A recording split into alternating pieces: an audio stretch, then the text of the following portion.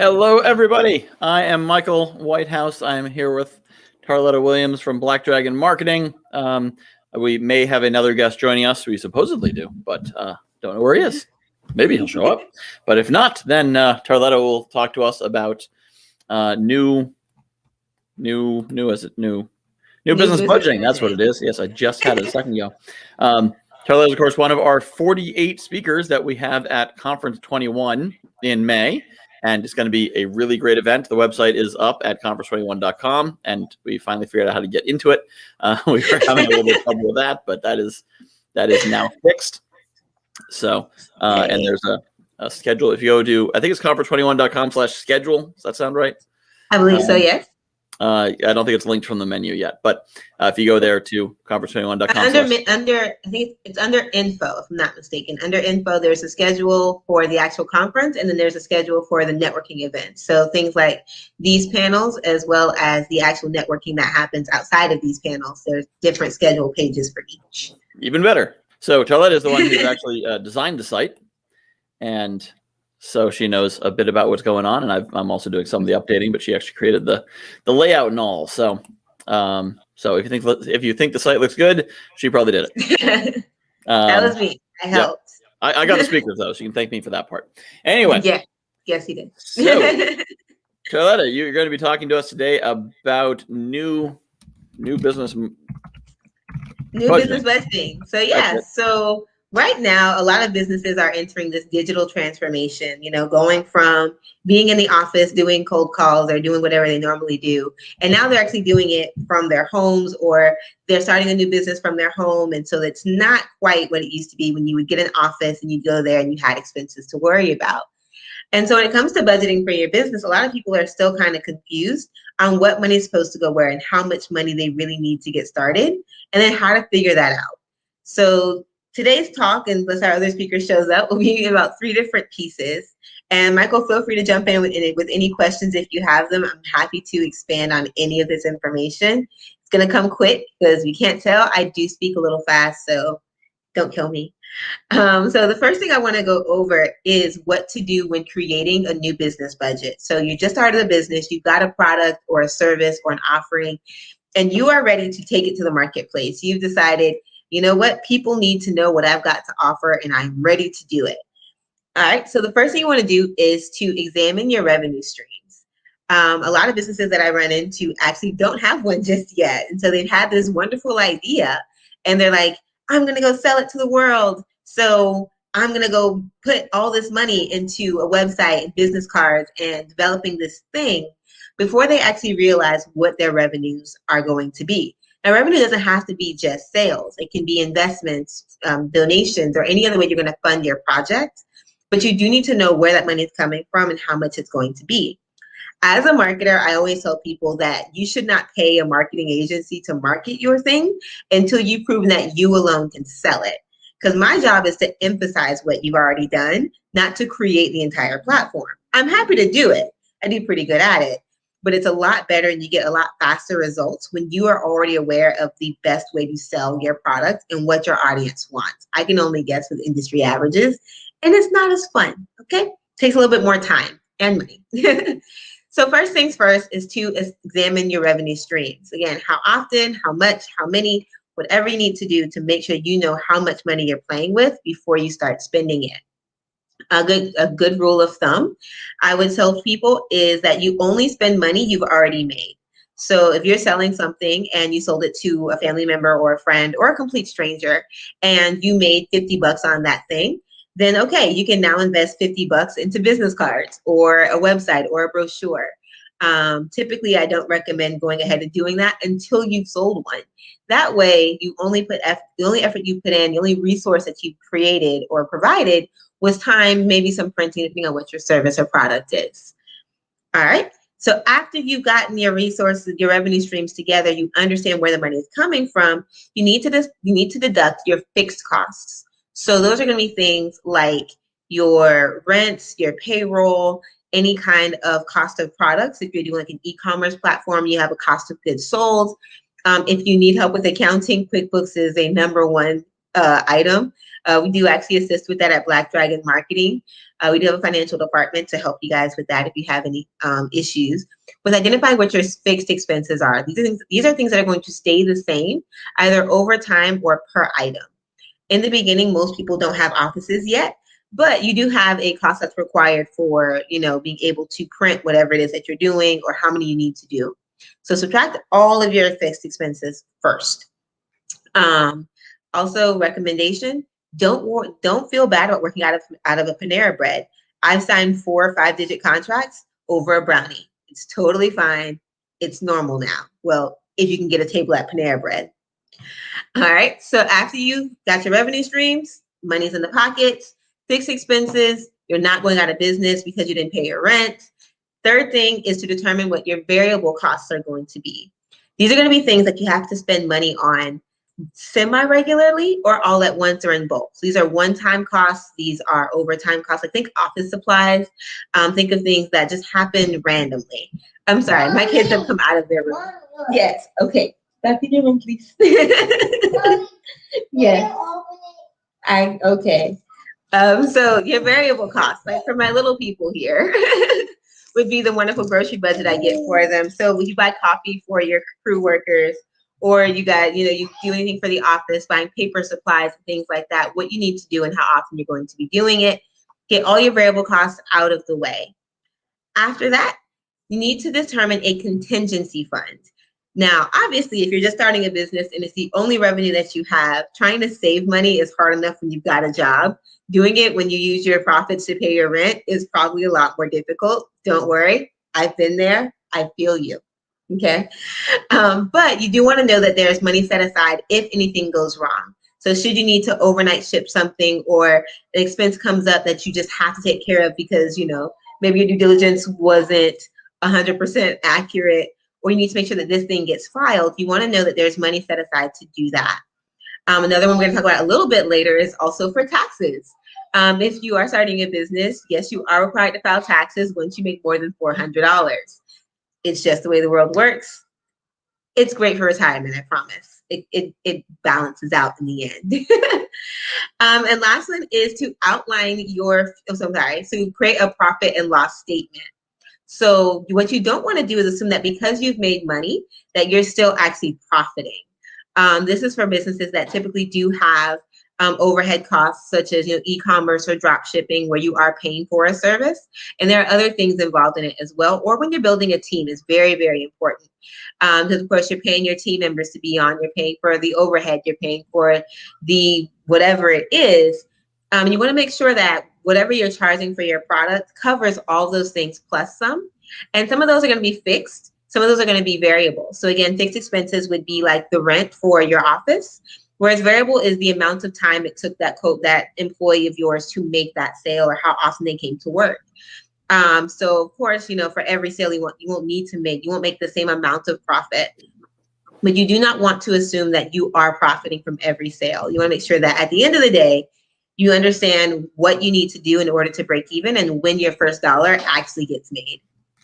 Okay, so the very, very last thing is to project future statements and future budgets for your business. So this is where we go into scaling. So everything I just spoke about, numbers 1 through 5, are going to be things that you're going to do regularly in your business. So monthly, weekly, quarterly, whatever works for your business model. Make sure you're doing that consistently. And then on the number 6, so in the future, you want to find ways to make it better. So how can you optimize this? So how can you optimize your revenues? How can you reduce your cost of goods sold? How can you reduce your fixed expenses, your variable expenses, including payroll if possible, or increase payroll to increase revenues? How can you actually use the information you've learned from your sales cycle and from selling to make it better and more efficient so that you're getting more bang for your buck and squeezing more profits out of those revenues? All right. So Michael, I'm going to ask you any questions thus far on how to create a basic budget for your business. So running through really quickly how to create a budget for a beginning business. Especially like the concept of the discussing the profit and loss and knowing if you're actually profitable or not. Yeah. Especially with something like retail, or if you have inputs you have to purchase and put together. I knew someone who's doing a baking business who hadn't actually computed what the cost of a cake was. So she thought it seemed reasonable to sell it for $30 or $40 or whatever. And when she finally sat down and did the math, she realized that the ingredients alone were $36 and she was selling it for $40, and had no idea because she wasn't actually adding up. And she couldn't figure out, like, I don't know, flour comes in 10-pound bags as 2 pounds per cake. So I don't know how to figure it out. And so the business never made money, but instead, she was just looking at like, but I just sold another one, and so I've got this money, but now I can't buy supplies, and I don't know why. But I just need to sell more. So actually, bakeries, food service businesses are really, really bad about that one in the beginning, especially. I have 2 food clients of mine. I love them both, and it turns out that for them, because actually the first one was also a baker. This is Deuce. And I was saying, you need to go through, if you have a dozen eggs you bought, how much was each egg? How much was the 2/3 of a cup of shortening? How much did this really cost you? Because if you say, okay, well, I sold a cake for $200 and you go spend $200 on your light bill, you probably won't have any money next week to continue what you're doing. And also, I had another client of mine, they were doing a subscription service for healthy foods. And I think I spent a day with them just kind of going over what they were doing, because it was a higher end type service. So completely healthy. And we all know healthy food costs a lot of money for some reason. And so he was doing subscription boxes. And so I sat down with them for a minute, and without going through the whole micro of, a tablespoon, teaspoon, whatever, I just asked him, and I was like, okay, so based on delivery, the time it took you to make this food, the cost of the ingredients, the renting of the kitchen, because you have to use a commercial kitchen when you're doing food stuff, because you can't sell things out of your house, people. Yes, it is illegal. I think he ended up paying himself $5 an hour. He's like, what? I'm like, yeah, you just spent 6 hours on a Sunday missing the football game, and you effectively made $6 an hour. Yay! Because a lot of businesses do run into the issue of they forget to pay themselves. Like you said, the ingredients alone were $36. She sold it for $40. But I know for a fact, baking that cake and then decorating that cake, delivering that cake takes time and money. You are an hourly worker for yourself at the very least. And so if it took you 4 hours to make that cake, between cooling it down and putting it in the oven and making it pretty, it took you the grocery store run and the gas in your car and whatever else you had to do to make that cake, you had to pay yourself. You haven't done that yet. And of course, appreciation on your pans, because you're going to need new ones of those. Because of course, every baker needs new pans. It becomes a very big equation of, did I really make money this month? And a lot of people don't actually break down they don't break it down and figure out what does this cost and what is it making, and what's the what's the payoff for it. And even to get off of product-based businesses, service-based businesses need to do the same thing.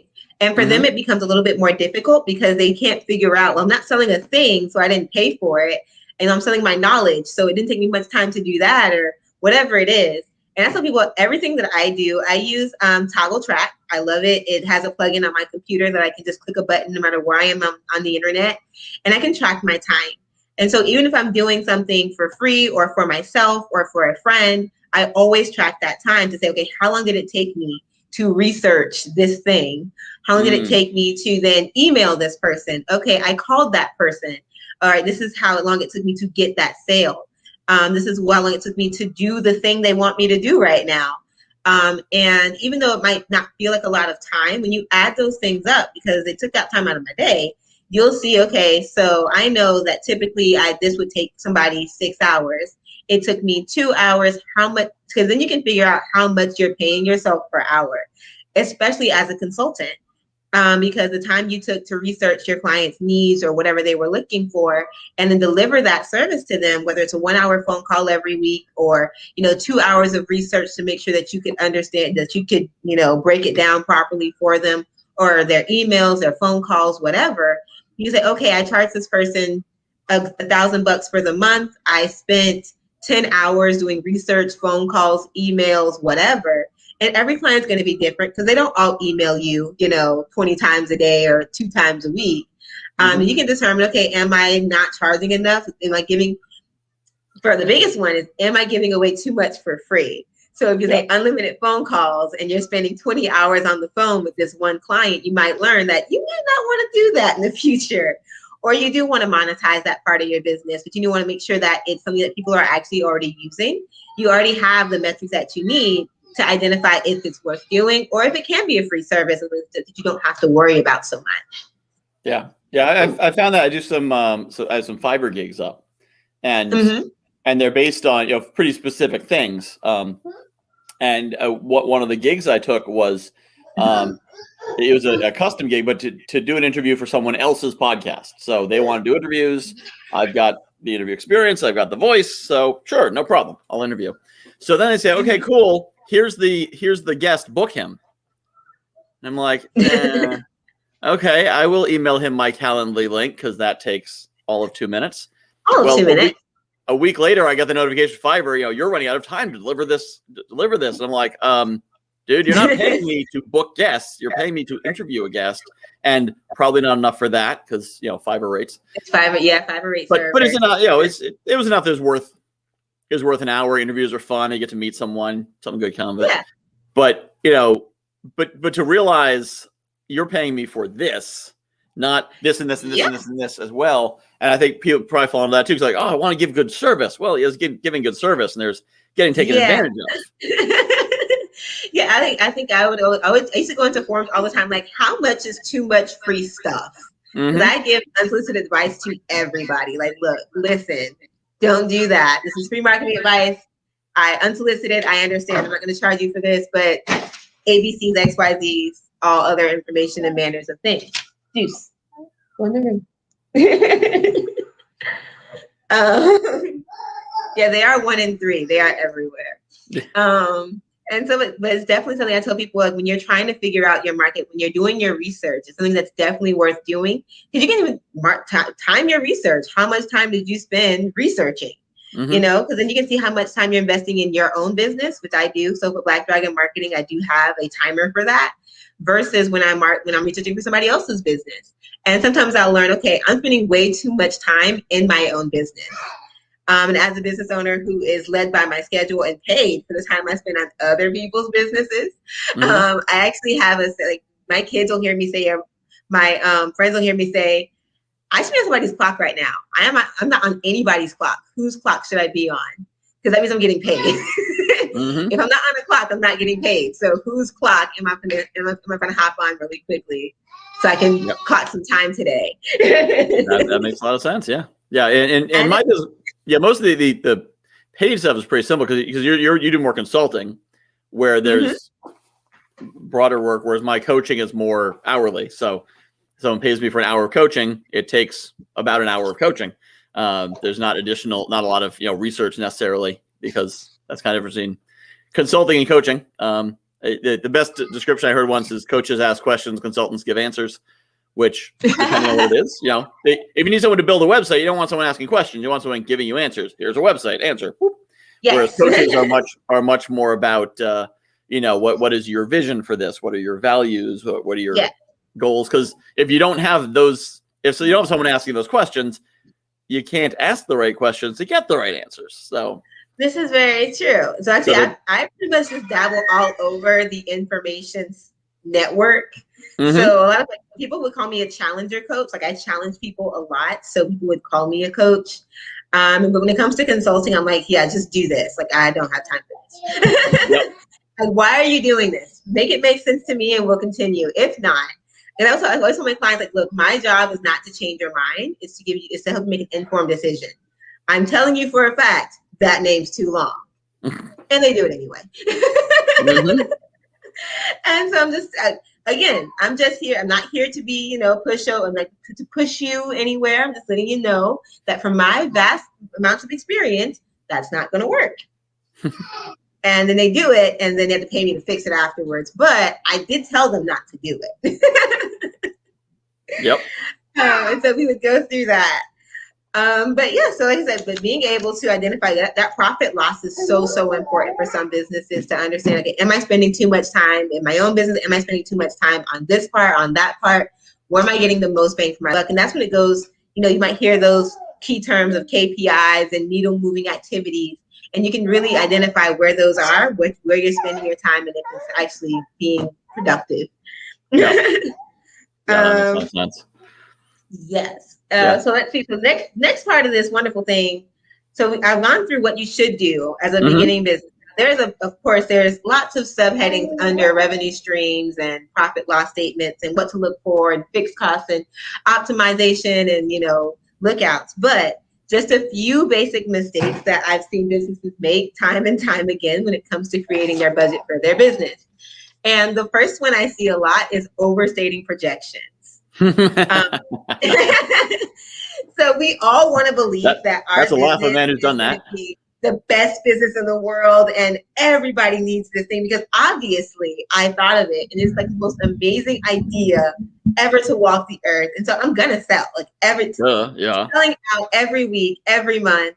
We're gonna buy this, we're gonna sell all of it, we're gonna buy it again, we're gonna sell all of it again, and we're gonna have the money for it.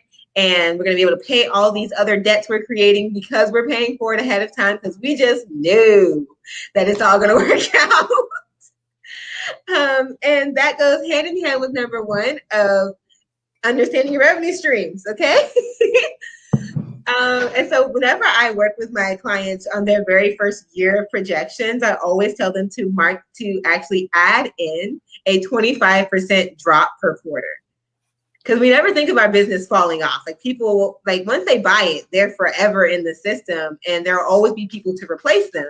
And that's not necessarily true. Even for subscriptions, after about 100 days, most people drop off. They're done. They've gotten a decent amount of value in it. It's starting to hit their pockets a little harder than it did the first month. They don't want it anymore. They're gone.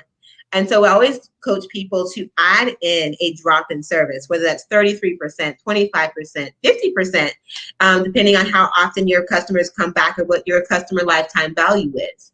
If you don't know what that is, there's a way to figure it out. Go to my address, go to my website. We'll talk about it later. But you don't want to overpromise to your investors if you have investors. And you don't want to also, if you're in a product business, to have too much inventory that now you're in debt to your inventory, because that's not the same as cash. You can't pay your employees in inventory. It doesn't work out very well. They don't like that. It's always funny because Walmart would give their employees Walmart gift cards. I'm like, do you really want a Walmart gift card? But they do. And I think it's hilarious. But hey, keep the money in house. Why not? The second one is ignoring your immediate budgetary needs. Now that is also, again, ignoring paying your employees to buy more inventory. You have to take care of what is needed right now. Again, we all want to believe that we're going to be able to scale this business as quickly as possible. It's going to grow. It's going to continue to grow. It's going to get bigger and bigger and bigger. But there are things that you need in the moment. Like right now, any business owner who has not filed their annual report needs to do that. I know in the state of Florida, that $400 late fee is not fun if you haven't done it yet. Thank you, Deuce. And so don't ignore what needs to happen first. Don't put the cart before the horse. I know it's not as fun sometimes to put the money aside, but you need to do it. Another thing to remember, revenue does not equal positive cash flow. So again, going back to the profit and loss statement, just because you're making money doesn't mean you're making money. So you want to make sure that even if you are cash flowing, you can still be losing money. And that's like when you're able to look at it and really understand where you're losing the money, why you're losing that money, and how you can optimize your systems, processes, whatever they are, to make sure that doesn't happen. Most notably, creating your break-even point. How many things do I have to sell? How many consults do I have to do in order to pay the monthly hosting on my website, pay for the time that I'm not going to work, pay for the hours I'm not working? Because if you're a full-time consultant and you're only booking 2 people a month and they're paying, okay, so if you're not going to work and that money is already spent or your budget, your needs are met immediately, what other needs do you have that have to be taken care of because you aren't going to work? Like an increased food budget because your kids are at home. or you're at home more often, or gas in your car because you're driving to and from an office that, doesn't pay you hourly, or, the time in that office that you're not spending. So you want to make sure that you are still cash flowing and but that cash flow does not equal revenue. They are not the same thing. Not at all. Next, the one thing that nobody likes to talk about is taxes. I do taxes during the year as well. I'm also a QuickBooks accountant, pro advisor anyway. And so when I get new businesses, they've come in and they have no idea, like, I had to pay taxes on that. Like, I thought it was just free money. Like, I did this and people gave me money for it and I just spent it, but I made it. So I told Uncle Sam and he's telling me I owe him money now. And it was like, yeah, you do. For new businesses, I always recommend saving about 7.5%, which is the sales tax rate in Florida. But 7.5% covers most of your Social Security and Medicare. I highly do not recommend that you try to short Uncle Sam on this money, especially if you're a full-time self-employed person. This money is important because it actually pays for your retirement and Social Security, which hopefully still exists when we retire. We're not sure about that one just yet. But you want to make sure that you're paying your taxes, because the last thing you want to do is go to jail for tax fraud. It's not fun, okay? So keeping detailed records, understanding the tax rules. So whether you're paying estimated payments quarterly or you wanted to save it all to the end of the year, I recommend estimated payments. It's a lot easier that way. You want to make sure you're saving money for taxes. 10%, most people will tell you, my minimum is 7.5%. Put it to the side. I know, again, when you're a full-time entrepreneur and you're paying your rent with the money you get from your product sales, it is not fun to put money to the side, but it is required. And the last thing you want to do is get to the end of the year with a $3,000 tax bill because you didn't keep your taxes. It's not fun. And then the last thing, goes a little bit more toward what I do in my business, is mismanaging the advertising timeline. All right, so most of my clients will tell you that I do have a rule. If you can't sell 2 of them, I won't sell any. And it's not that I can't, it's that I don't want to do the work for it. I believe that if you are passionate about what you're doing, then it shouldn't be hard for you to be able to make those initial sales as it being your product. Also, advertising is kind of idolized as this wonderful way to get new customers. So Facebook makes it look super easy. Of course, you get all these wonderful influencers telling you that, Facebook ads are super cheap. If you're not doing it, you're crazy. LinkedIn now has their advertising platform, Instagram, TikTok, every social channel with a advertising medium is coming after your every dollar to reach their users. But you have to remember that advertising is not closing a sale. It's one of those, again, where you don't want to mismanage those funds. You don't want to ignore the immediate budgetary needs. Advertising typically takes a long time. I can tell you that the average sales cycle on social media, Facebook, Instagram, heavy anyway, is about 18 months. So the time between somebody sees your ad, likes you, follows you, opens up your free ebooky thing, and actually buys something can be about 18 months long. On average, it's 18 months to 2 years. And if you are thinking that you're going to put, $500 a month into Facebook ads, and then you're going to get $1,000 a month in people buying stuff this first time you run that ad, I am sorry, you are usually sadly mistaken unless you've already got an amazing audience. Bubby, stop. An amazing audience that is just like, we want to buy now, and for some reason we have gone to your website to do it. You have to remember that advertising is usually a way of outreaching to a cold market, people who don't know who you are but need the service that you're already offering. They're aware they have a problem, but they haven't figured out how they want to solve it yet. So you might not be the only solution that they're looking at. I know that when I go down my Facebook feed, yes, buddy, yes. All right, as soon as mommy's finished with work, okay? Okay. All right, watch TV. And so, yeah, running a Facebook ad is mostly about impressions or getting people. If these people already knew who you were and wanted your solution, they would have already gone to your website and already bought your thing. They're new to you. And so they're already looking at other solutions. Like, I know when I go down my Facebook timeline, anything I've hit, because Facebook is really good about it if you have the budget for it, I'll see maybe 3 or 4 ads from 3 or 4 different companies about the same exact service. So you're not the only one that they're going to see when it comes to being a health coach or the right rice cooker to buy, or food recipes for 2-year-olds.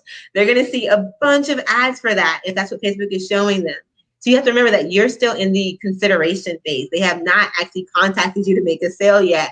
And unless you set it up for you to know that, it's going to be a minute before they become a sale, unless you have a very short sales cycle. And if you do, God bless you. I love those. They are not easy to come by from social media ads, but there are so many other methods of advertising as well. And so again, be aware that advertising timelines, they are not immediate. And the more information you have about your business, the more outreach you're able to do, the more knowledgeable you are about who you're reaching and how much you're able to put into that business or that part of marketing, the better chance you're going to have. But advertising, I promise you, typically is not the answer. No. Not the first one anyway.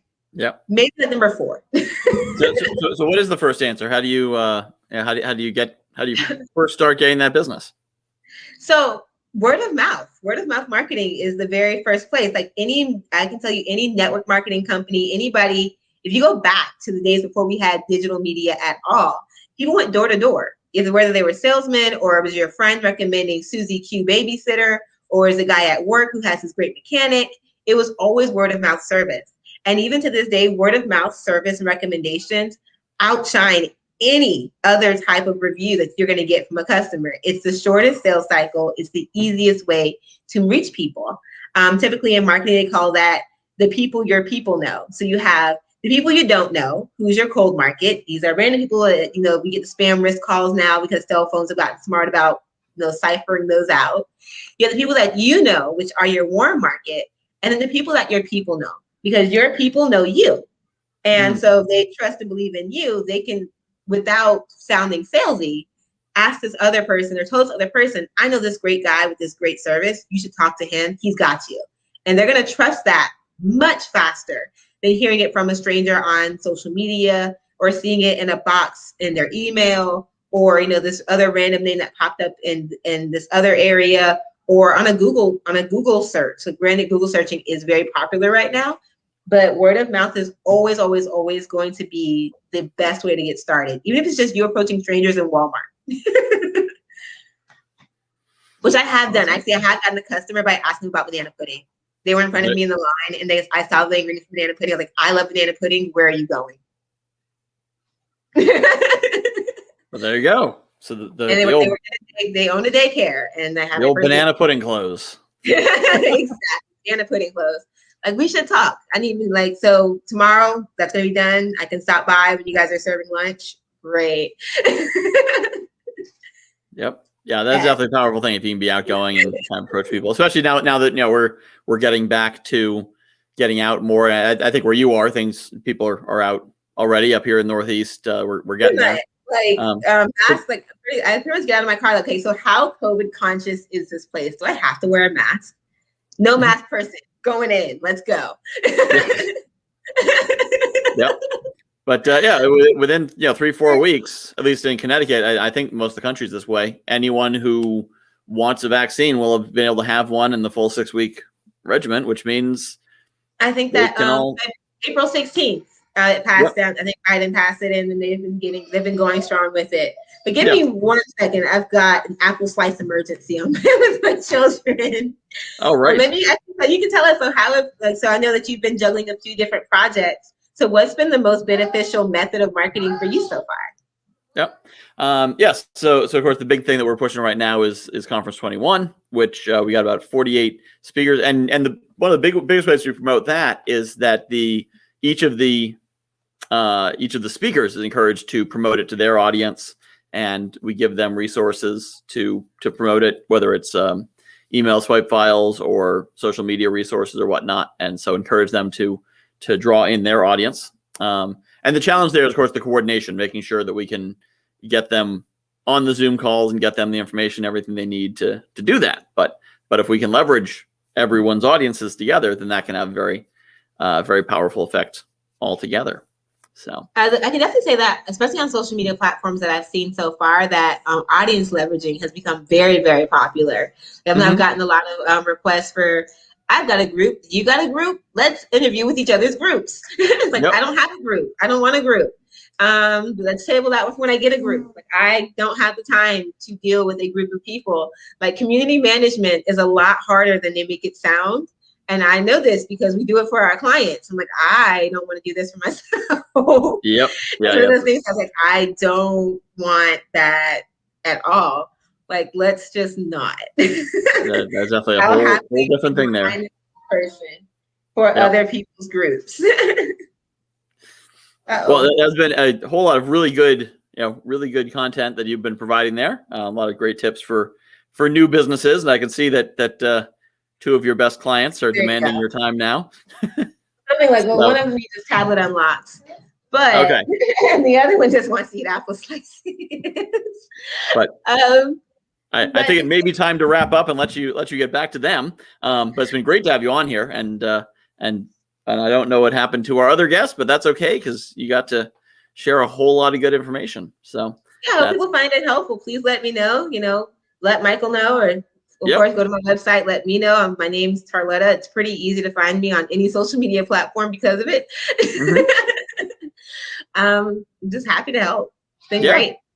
All right. Well, it's been great to have you on, and stick around for a minute after I end the live. So I want to ask you about something. So, but thank you very much for being on, and folks can find you at Conference 21, of course, as as our 40, however many, 47, 48, however many there are. How many of those guests do we have? You can find them as well, and it's going to be good times. So be sure to get your tickets if you haven't gotten them already. Only $21 to get all those speakers and all that good stuff. Thank you for watching. Thank you.